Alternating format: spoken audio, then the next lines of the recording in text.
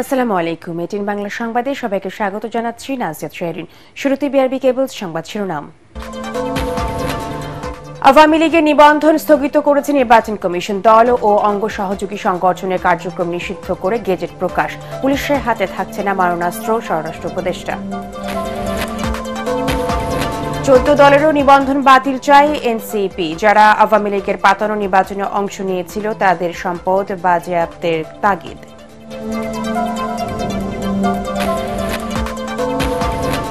July August গণহত্যা মামলার প্রথম তদন্ত প্রতিবেদন দাখিল। মাস্টারমাইন্ড হিসেবে শেখ হাসিনার বিরুদ্ধে 5 অভিযোগ।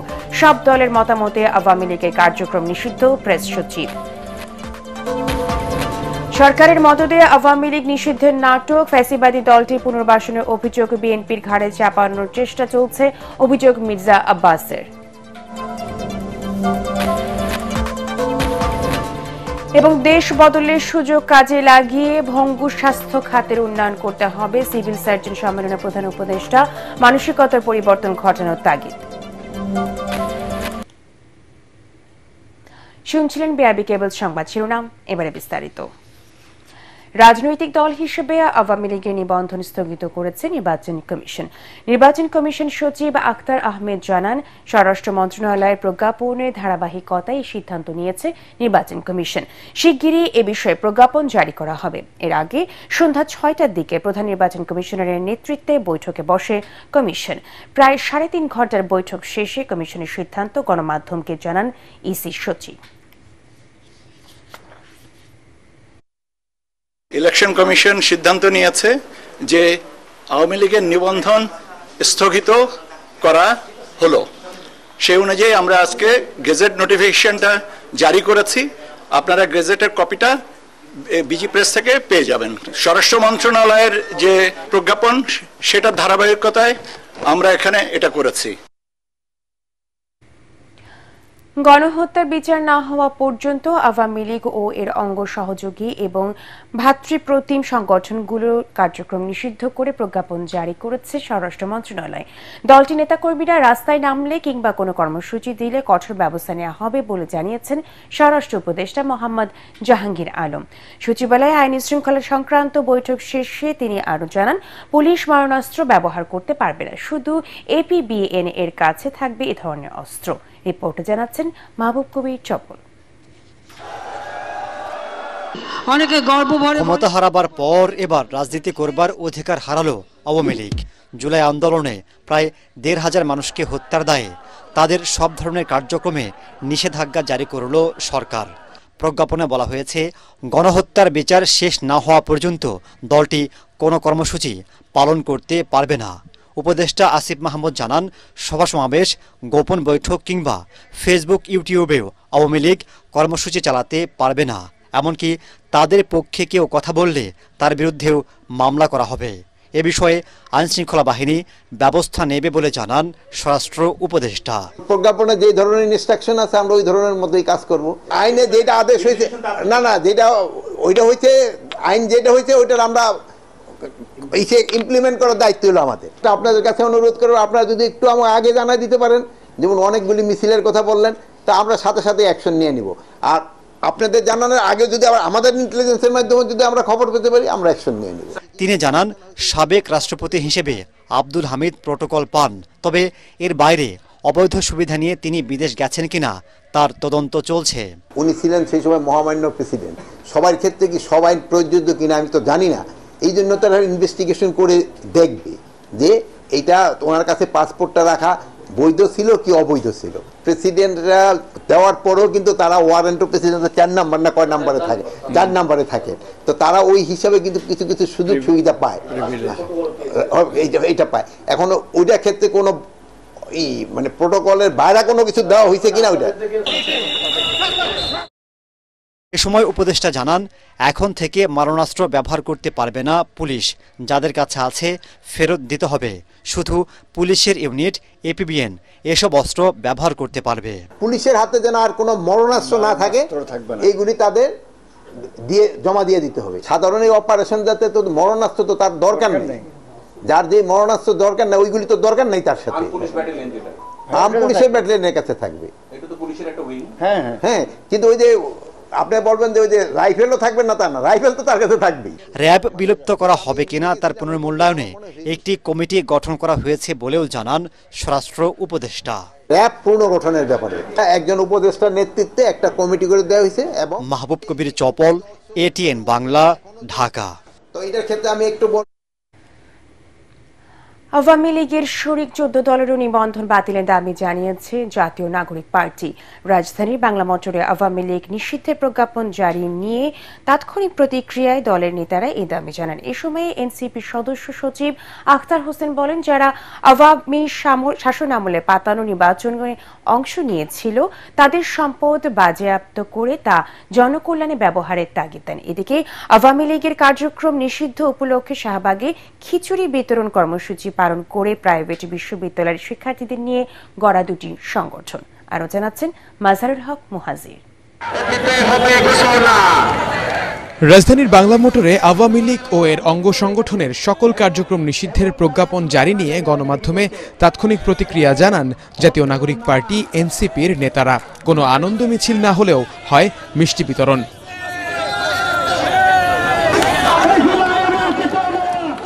এ সময় দলের নেতারা জানান, এটি বাংলাদেশের ঐতিহাসিক বিজয়। এভাবেই ফ্যাসিবাদ বিরোধী শক্তিকে ঐক্যবদ্ধ থাকার আহ্বান জানান তারা। যদি কোনোভাবে আওয়ামী লীগকে বিচারিক প্রক্রিয়ার মধ্যে সেভ করার কোনো চেষ্টা করা হয়, নিরাপদ রাখার কোনো চেষ্টা করা হয়, বাংলাদেশের ছাত্র জনতা আবার মাঠে নামবে। আমাদের জনতা সাথে নিয়েই আমাদের এগুলো অধিকারগুলো আদায় করে নিতে হবে, যাতে আবারও কোনো দল ক্ষমতায় এসে মানুষের মুখে ভাষা কেড়ে নিতে না পারে, মানুষকে চুপ করিয়ে দিতে না পারে, অধিকার কেড়ে নিতে না পারে। এ সময় এনসিপির মুখ্য সমন্বয়ক নাসিরউদ্দিন পাটোয়ারি বলেন, জুলাই ঘোষণাপত্র নিয়ে এবার আর কোনো টালবাহানা সহ্য করবে না ছাত্র জনতা। আমরা নির্বাচন কমিশনকে বলবো, জনতা নির্বাচন কমিশনের দিকে আসার আগে আপনারা দ্রুত গতিতে 14 দলকে নিষিদ্ধ আপনারা করুন। যদি আপনারা না করুন, জনতা যেভাবে যমুনার দিকে মার্চ দিয়েছে, আগামীতে নির্বাচন কমিশনের দিকে গিয়ে জনতা কিভাবে 14 দলকে নিষিদ্ধ করতে হয় সেটা আদায় করে নিতে তারা পারবে। আওয়ামী লীগ নিষিদ্ধ করে ফ্যাসিবাদ বিলোপ সম্ভব নয় জানিয়ে দলের সদস্য সচিব আখতার হোসেন জানান, নতুন সংবিধান এখন সময়ের দাবি। রাজপথে নেমে আসার আগেই অন্তর্বর্তীকালীন সরকারকে জুলাইয়ের ঘোষণাপত্র প্রণয়ন করে জারি করতে হবে। আওয়ামী লীগের পাতানো নির্বাচনগুলোতে আওয়ামী লীগ এবং তাদের দোসররা যারা অংশগ্রহণ করেছিল তাদের সমস্ত সম্পত্তিকে বাজেয়াপ্ত করে দেশের কল্যাণে ব্যয় করতে হবে। এদিকে আওয়ামী লীগের কার্যক্রম নিষিদ্ধে শাহবাগে খিচুড়ি বিতরণ ও সাংস্কৃতিক অনুষ্ঠানের আয়োজন করে জুলাই রেভলিউশনারি অ্যালায়েন্স JRA ও প্রাইভেট ইউনিভার্সিটি স্টুডেন্ট অ্যালায়েন্স। এ সময় তারা বলেন, কেবল কার্যক্রম হিসেবে নিষিদ্ধ নয়, দল হিসেবেও চিরস্থায়ীভাবে নিষিদ্ধ করতে হবে আওয়ামী লীগকে। আমরা এই স্বাধীনতাকে কোনোভাবেই খাটো করব না। মাজারুল হক মুহাজির, ATN বাংলা, ঢাকা।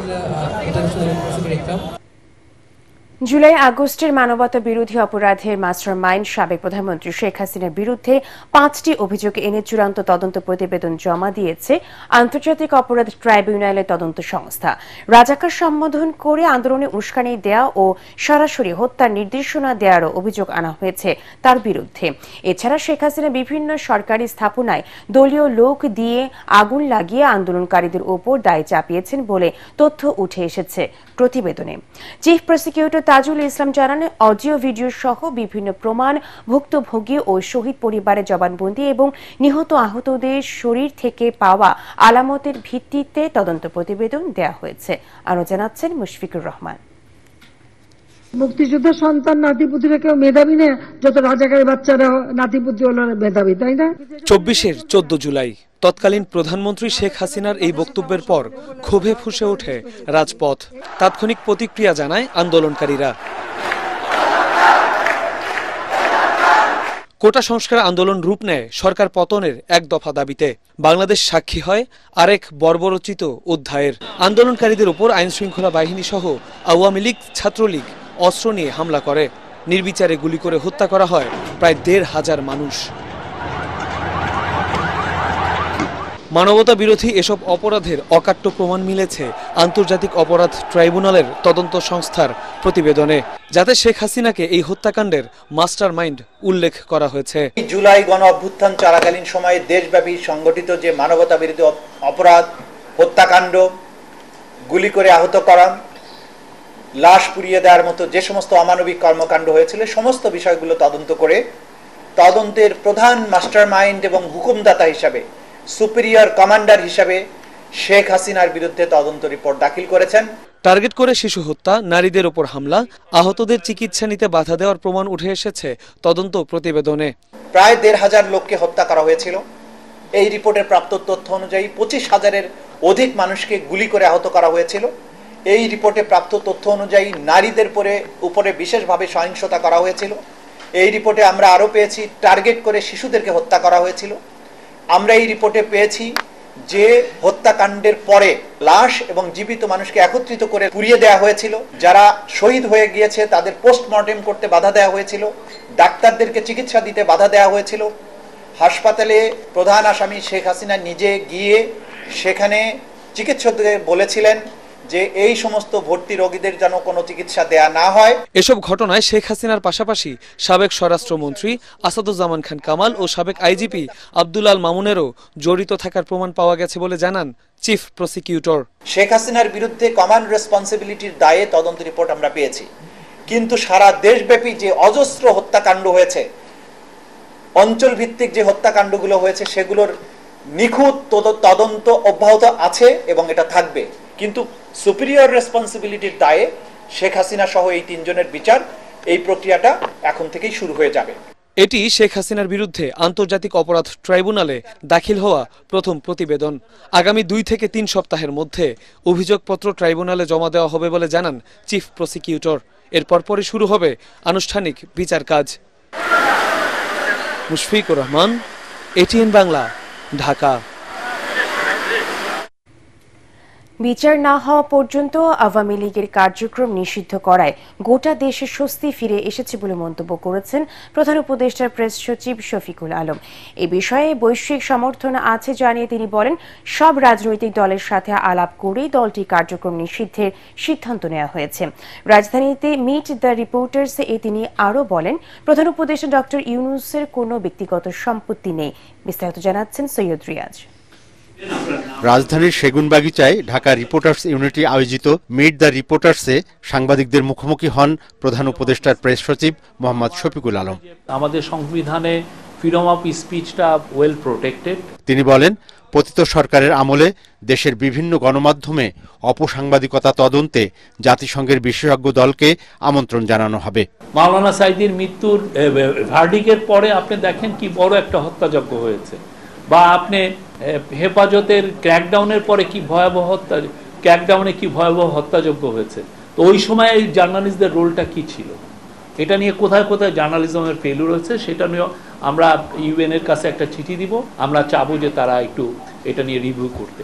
এক প্রশ্নের জবাবে শফিকুল আলম বলেন, প্রধান উপদেষ্টা ডক্টর মোহাম্মদ ইউনূসের ব্যক্তিগত সম্পত্তি নিয়ে অপপ্রচার চলছে। গ্রামীণ এমপ্লয়মেন্ট, গ্রামীণ ওয়ালেট, বা কি জন্য বললেন ইউনিভার্সিটি, আপনি প্রত্যেকটা জিনিসে ইনভেস্টিগেট করেন যে এখানে প্রফেসর ইউনূস বা ওনার ইন্টারিম গভর্নমেন্ট মিনিমাম কোনো ইনফ্লুয়েন্স করেছেন কিনা। 2009 সালে অ্যাপ্লিকেশন করেছিলেন শেখ হাসিনা গভর্নমেন্টের ওইখানে, তারা তো অ্যাপ্রুভাল দেন নাই। তো এখন এসে যদি 2024 সালের পরে এসে যদি উনি ম্যান পাওয়ারের গ্রামীণ এমপ্লয়মেন্ট যদি ম্যান পাওয়ারের যদি অ্যাপ্রুভাল পান, এটার মধ্যে অন্যায়টা কিসে? দেশের ইতিহাসে শেখ হাসিনা গুমের সূচনা করেছে জানিয়ে প্রেস সচিব বলেন, মানবাধিকার লঙ্ঘন ও ভোটাধিকার কেড়ে নেয়ার দায়ে আওয়ামী লীগের কার্যক্রম নিষিদ্ধ হয়েছে। আমরা যেই ডিসিশনটা নিয়েছি এটা ইউনিভার্সালি অ্যাকসেপ্টেড হয়েছে। হ্যাঁ, দু একজন ছোটখাটো দু একটা প্রোটেস্ট হতে পারে, বাট সমস্ত বড় বড় দলগুলো সবার যে ডিসিশনটা এসছে এটা ইউনিভার্সালি অ্যাকসেপ্টেড হয়েছে। ভারতে বাংলাদেশের 7টি টিভি চ্যানেল বন্ধ করাকে ন্যাক্কারজনক দাবি করে শফিকুল আলম বলেন, সত্য প্রচার না করে তামাশা বিক্রি করে তাদের টেলিভিশন। সৈয়দ রিয়াজ, এটিএন বাংলা, ঢাকা।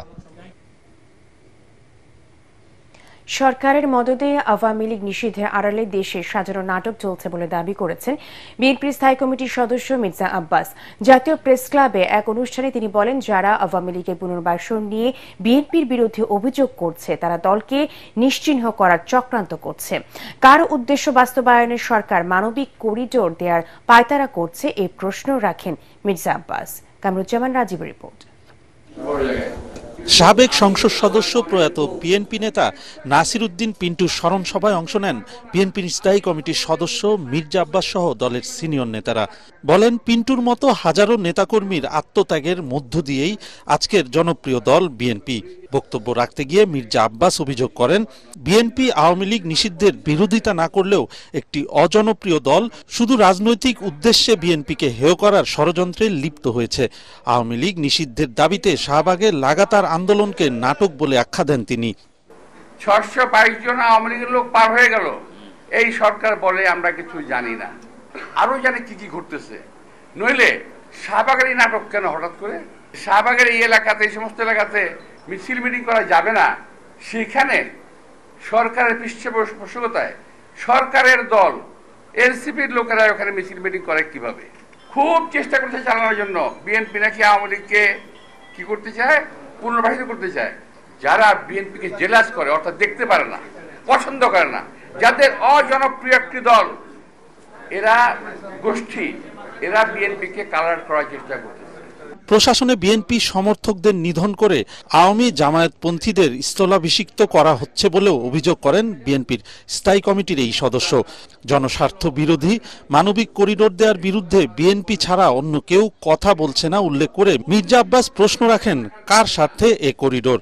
এই সরকার, এই মুহূর্তে আমি এই সরকারকে অন্তত আমি আমার কথা বলছি, নিরপেক্ষ ভাবতে আমি পারছি না।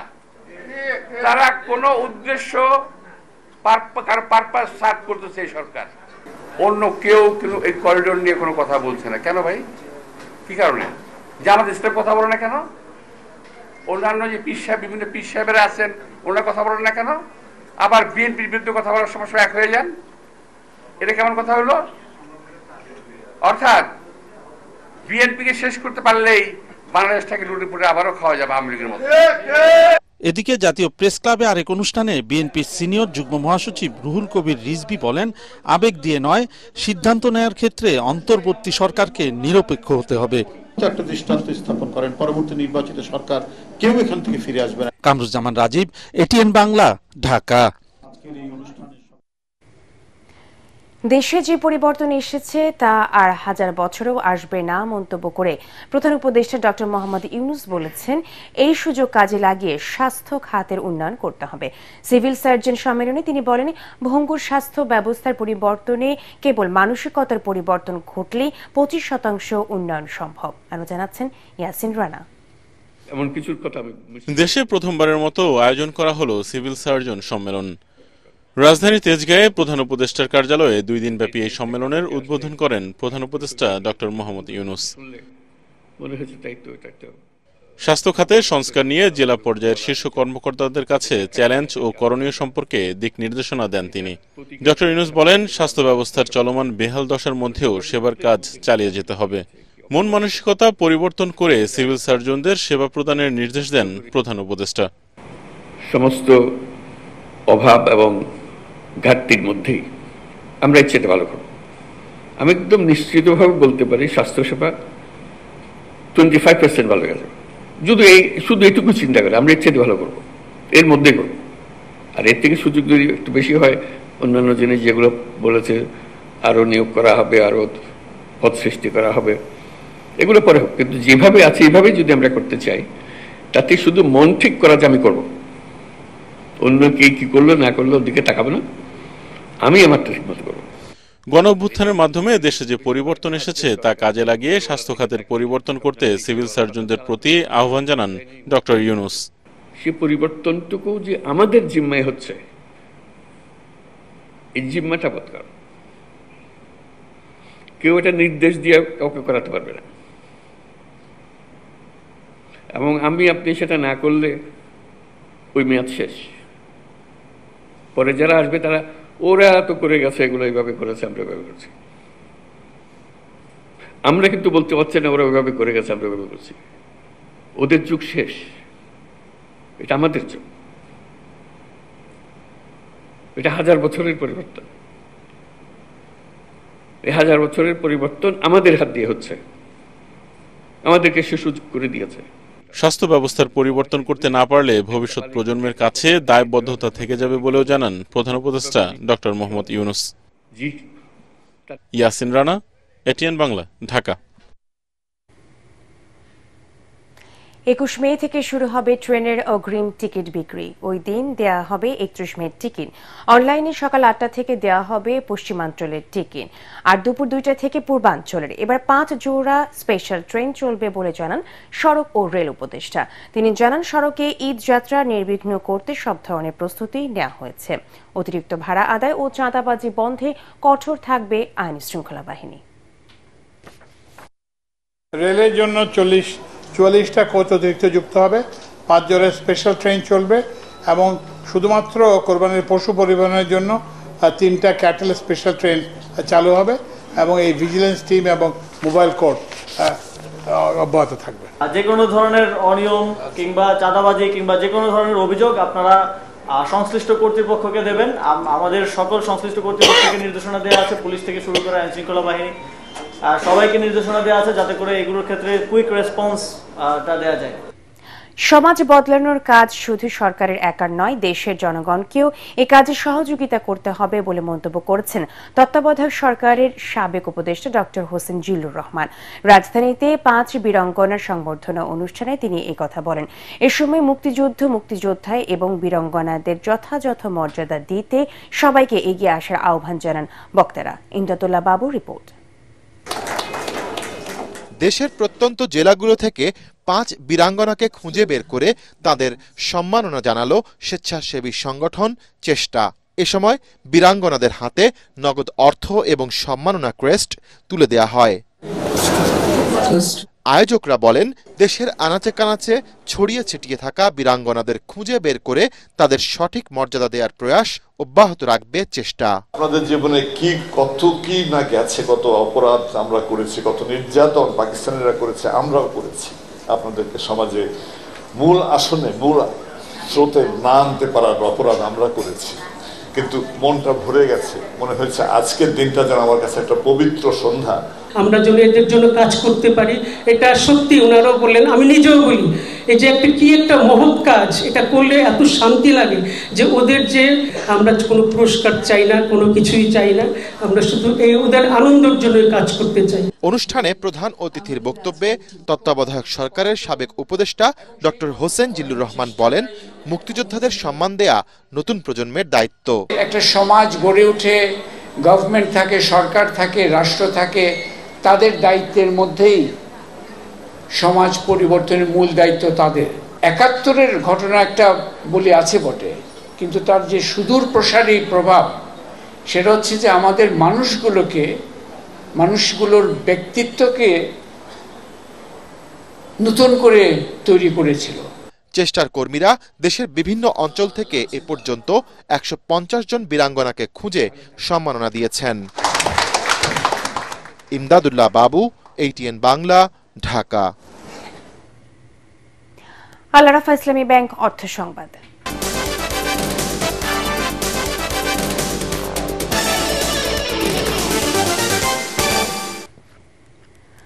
উত্তরা ব্যাংক পিএলসি এর 42তম বার্ষিক সাধারণ সভা অনুষ্ঠিত হয়েছে। সকালে ডিজিটাল প্ল্যাটফর্মে অনুষ্ঠিত এই সভায় 35% লভ্যাংশ ঘোষণা করে লাভ ক্ষতি হিসাব সহ বার্ষিক প্রতিবেদন 2024 অনুমোদন করা হয়। পরিচালনা পর্ষদের চেয়ারম্যান আজহারুল ইসলামের সভাপতিত্বে অনুষ্ঠিত সভায় ভাইস চেয়ারম্যান ইফতেখারুল ইসলামী এবং ব্যবস্থাপনা পরিচালক ও ভারপ্রাপ্ত প্রধান নির্বাহী মাকসুদুল হাসান সহ অন্যান্য পরিচালকরা উপস্থিত ছিলেন। ভার্চুয়াল মাধ্যমে উপস্থিত শেয়ার হোল্ডাররা ব্যাংকের সার্বিক অগ্রগতিতে সন্তোষ প্রকাশ করেন।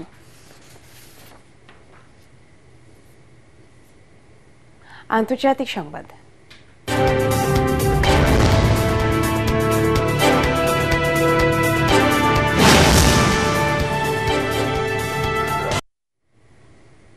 ভারতকে পারমাণবিক অস্ত্রে ভয় দেখিয়ে ব্ল্যাকমেইল করা যাবে না, এ ধরনের কোনো তৎপরতা আগামীতে সহ্য করা হবে না বলে হুঁশিয়ারি দিয়েছেন দেশটির প্রধানমন্ত্রী নরেন্দ্র মোদী।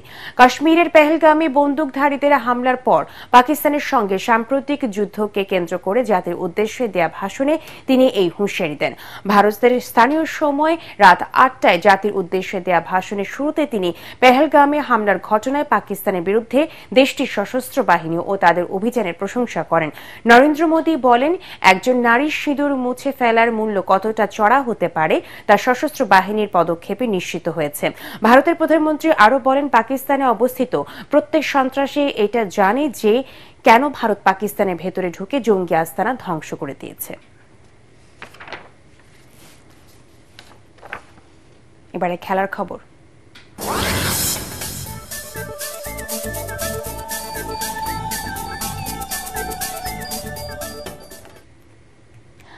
বাংলাদেশ ক্রিকেট দলের নতুন পেস বোলিং কোচ হিসেবে নিয়োগ পেলেন অস্ট্রেলিয়ান শন টেইট। 2027 সালের নভেম্বর পর্যন্ত তার সঙ্গে চুক্তি করেছে বিসিবি। এই মাসের শেষের দিকে বাংলাদেশ দলের সঙ্গে যোগ দেওয়ার কথা রয়েছে 42 বছর বয়সী এই সাবেক অজি পেসারের। এর আগে পাকিস্তান, ওয়েস্ট ইন্ডিজ ও আফগানিস্তানের বোলিং কোচের দায়িত্ব পালন করেছেন তিনি। বাংলাদেশের ফ্র্যাঞ্চাইজি লিগ বিপিএলেও কোচের অভিজ্ঞতা রয়েছে টেইটের। অস্ট্রেলিয়ার হয়ে 2007 ওয়ানডে বিশ্বকাপ জয়ী দলের সদস্য ছিলেন সাবেক এই ফাস্ট বোলার। দেশের জার্সিতে 59টি ম্যাচ খেলেন তিনি। সব জল্পনার অবসান ঘটিয়ে অবশেষে টেস্ট ক্রিকেট থেকে অবসরের ঘোষণা দিলেন বিরাট কোহলি। দীর্ঘ 14 বছরের অসাধারণ ক্যারিয়ারের ইতি টানেন এই ক্রিকেটার। 36 বছর বয়সী তার ইনস্টাগ্রামে বিবৃতিতে জানান, 14 বছর হয়ে গেল যখন প্রথমবার তিনি টেস্ট ক্রিকেটে ব্যাগি ব্লু পরেছিলেন। কখনো কল্পনা করেননি এই ফরম্যাট তাকে এমন যাত্রায় নিয়ে যাবে। এটা তাকে অনেক শিক্ষা দিয়েছে যা তিনি সারা জীবন বহন করবেন। টেস্টে তার অভিষেক হয় 2011 সালে জামাইকায় ওয়েস্ট ইন্ডিজের বিপক্ষে। কোহলির শেষ টেস্ট ম্যাচটি ছিল জানুয়ারিতে অস্ট্রেলিয়ার বিপক্ষে সিডনিতে। 123টি টেস্টে কোহলি করেছেন 9,230 রান।